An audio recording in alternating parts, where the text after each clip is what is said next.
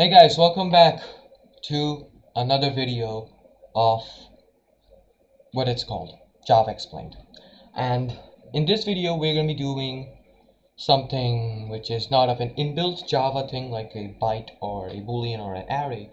We're going to be using a class, or maybe let's call it some method or a technology. It's called file handling. Well, file handling is basically the reading and writing and creation and deletion of files. So in this tutorial we're going to be telling you how you can initialize a new file, read the contents of an already existing file, and create a new file and write stuff into it. And yeah, I still am a lot more energetic than usual, but this is my 7th time recording. I must be lazy, but no, I'm still energetic. Anyways, let's move on. So, well, I have a existing file called loremipsum.txt, and that basically, contains all gibberish, but it's for demonstration purposes only. And I again did something really wrong. Yep. So, how do we tell Java that we want to initialize this file into the program? Because there's no wizardry going on here, right? You have to tell Java that this is a file. Well, this should be enough. This is a class called F file, and this basically, is used in initializing files. Now, to import this is import java.io.file. But now we are still getting an error. If you have seen the pop-up, it was a flash, but if you can now see the pop-up, it basically means that the constructor file is undefined. Well, what is the use of a file class when the file class doesn't know which file it's referring to? So here we're going to be using a string. You can use any other thing. Here we're going to be using a string to tell the program or tell the file class that, hey, we want this file. I'm talking to this file. So how do we do that? Well, if you want to do absolute directory where you almost 100% know what the file is, you can go to disk. That's not how a disk is. That's how a disk is. Then any subfolders, and then so on. But what we're going to be doing is not like that. We have a much more beautiful way. Well, just in case, like, you have a Java file, and right next to it is the txt file, like this project, and right next to it is the txt file. So how do you refer to that? We don't know which directory is stored in, right? Well, to just tell the Java program that, hey, whatever directory this program is, take that directory. To notify that, that's enough. You basically place a dot that basically tells that, hey, whatever directory I am in, that basically is a directory, but I need to go a few more notches. So, and just to remember, this dot is basically referring to the file directory of this folder, which is the explained series folder, project folder. And now you put a / or 2 backslashes. For me, a / is more comfortable, and then the name of the file, lorem ipsum.txt. Now you might have a folder, and then inside that you have a txt file. That time you can have like folder and then a txt file. Okay, but for now it's literally just when you just right near the project. So this is our file directory. Now, first thing we're going to be doing is reading the file. So how do we read the file? Well, if you already have played with Java before, you might have played with inputs in Java. And you might have also heard that there's a class specific, which you might have been learned to call specifically for inputs. It's called the scanner class. And what it did was a bit explanatory. You can use it to scan the console for inputs. Well, we're going to be using the same class to scan the contents of the file. It's also self-explanatory over here. Whenever we initialize the scanner class, instead of system.in, if we, in the constructor, type in the file variable, so basically refer to this file, then scanner gets to know. Actually, I haven't imported that yet. Now the scanner gets to know, and yep, it still needs a try catch because sometimes errors do happen. But now the scanner gets to know that, yes, this file location, I need to scan this file right here. And before we do that, if you have noticed that the scanner SC is declared within the try block. but I want to do stuff outside the try block, which it won't let me do because it is locally declared inside the try block. It's not declared in at least the main method. So we need to declare this in the main method. So scanner sc, and then my error might come. Just remove the scanner class and then done. Sc equals new scanner file. So why does this try block basically happen? Let me take a minute to explain that. That basically is because sometimes things can go haywire. Maybe the file doesn't even exist. Then what to scan? That time it will throw an error. File doesn't even exist. Just don't think about it. Okay? Nice. Now, how do we read the file? We basically have initialized a reader for the file, but how we tell the reader to read the file? Well, we can use sc.next line. This basically did the next line. It basically read this next line, which I mean, it has read no line, so it'll start from square one or from line one here. So here, next line basically means it starts from the first one. If I again copy the same thing and paste it over here, it's good. This one will be reading this next one, this next line. And so with that out of the way, but the errors might come because we actually have not even stored it in a class. So we need to store it in a class. So for now, we're going to be using string text equals, and then we're just going to leave an empty double quotes. Now, we have already established the fact that it can be used to read the next line, but we suppose do not know the extent of the lines the file goes. It can be one line, it can be 10 lines, it can be a billion lines. That time we do not know how do we even write, how do we even have a stopping point, otherwise an exception will be thrown or an error will be thrown and the program will stop immediately. You will not even have time for the writing part. So how do we even read the file? How do we even read the file but know when to stop? First, let's believe that there's no limit, and so we can put in an infinite loop while true. Now in this infinite loop we want to append the text which we will read from the next line into this string. So what we can do is text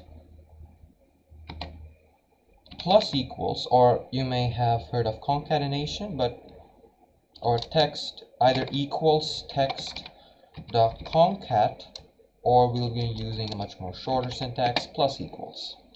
And now sc.nextIn, which get the next line, which gets the next line, all the contents of the next line, plus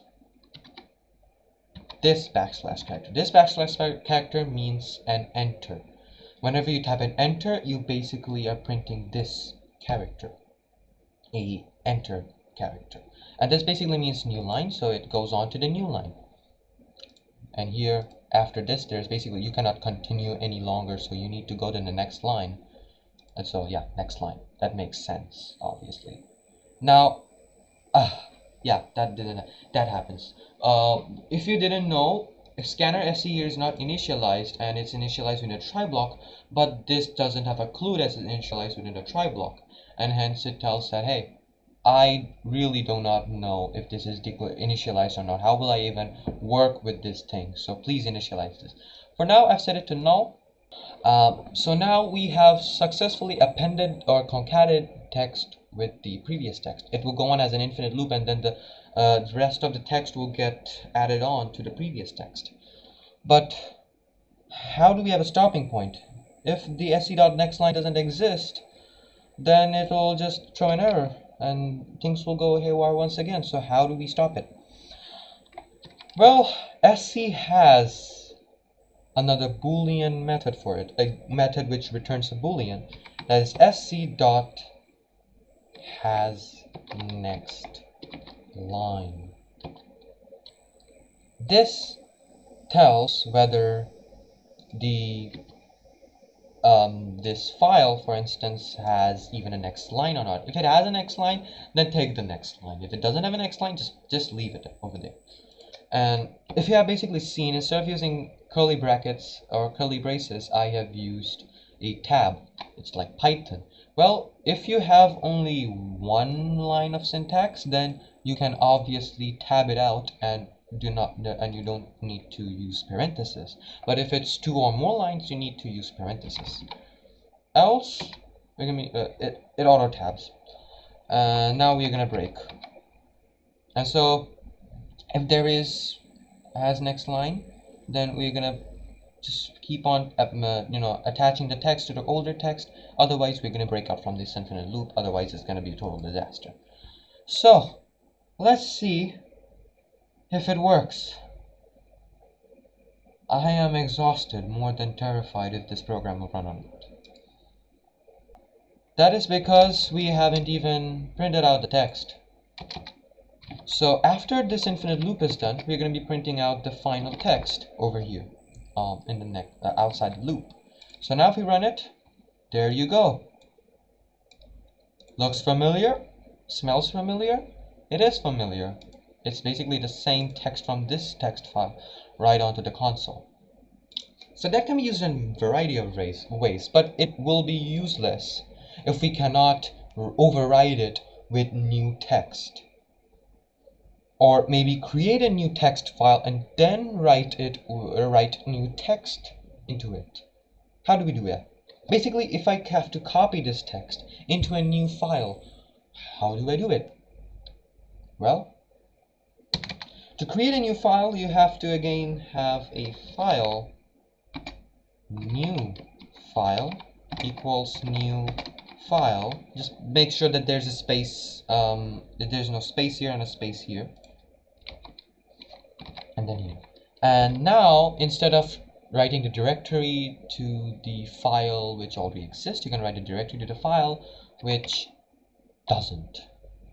So a new file will be created. Let's call this new file.txt. I'm exhausted, as you can, if you can hear it, I'm exhausted. Really exhausted. This is my 7th time recording. So now it will create a new file. Okay, so if I actually run this for 1 second, no errors popped up, and now if I refresh this, okay, it doesn't show up, but it's there. Okay, it is there. So it is there, and it's up and good. So now the question comes, how do we write in the file? Well, for that, we're going to be taking a new class. It's a class that you have never heard of, or if you haven't touched with file handling. It's called file writer, and again, self-explanatory name. It writes in a file. It writes text in a file.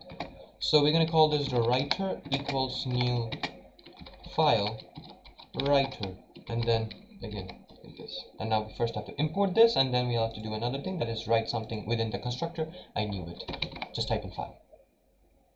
And yeah, again, a try catch method. And so now I again have to declare this as a global variable within the equals null, and then we have to again delete this. It's basically the same thing with this scanner thing, because sometimes files do not even exist. So with this done, it's all simple now. How do we write in the file? Well, for that, we'll have to have the text file. So we have the text file. Yes, we do have the text file. Not the text file, sorry, the text within a string. So we have that. That's great. So now, to write the file, I'm basically repeating a sentence 10 times. Well, I'm just showing the syntax once and for all. It's simple. Just tell the writer to write. Right? And you can place text inside. And yeah, again, sound with try catch. Now it's basically much more simpler if you can just delete this thing and then just have inside your writer dot write. we're gonna be having a text done, and then we're gonna be doing writer.close. Now what this close does, if you have seen some things, some people forget to close. In fact, I have also forgot to close the scanner. So that basically just deletes and destroys the class from the memory, and this is beneficial in two ways. Number one, if you don't have much memory, that can save you some lag, and number two, sometimes if you do not close this, sometimes the file does not get saved and your entire code is wasted. And this should basically take everything from this and then put it up inside. Just put it up inside this file. Now sometimes it doesn't always come up in Eclipse, so what we'll have to do is just have an absolute path. That basically also shows you how to do an absolute path. So I'm going to be d:/. I'm going to be storing it in my D drive, and here I'm going to be doing it as a wasd.txt, because there can be many new files inside my D drive, so I want to play safe. wasd.txt. Okay, good. Now I will be running this program and seeing if everything goes according to plan. Everything goes according to plan. Now I'm going to be showing you what is inside the txt file. As you can see, I have run the notepad here, and yeah, definitely there was a file in the D drive. Yeah, and there was a file, and this is the text inside. So yeah, basically it works. Now you may see there's a bit of it. It's because I have word wrap enabled, but this is what it should be. And if it's like that, congrats, you have successfully learned file handling. If it's not like that, there must be some bug in your code. Please double check that. So yeah, that worked. I'm surprised that worked, basically. So yeah, that's basically it. Everything you need to know about file handling, basic. Thank you so much for watching this video. I don't want to waste so much time on the outro. Just have a nice day, and thank you for learning file handling with me. Bye bye.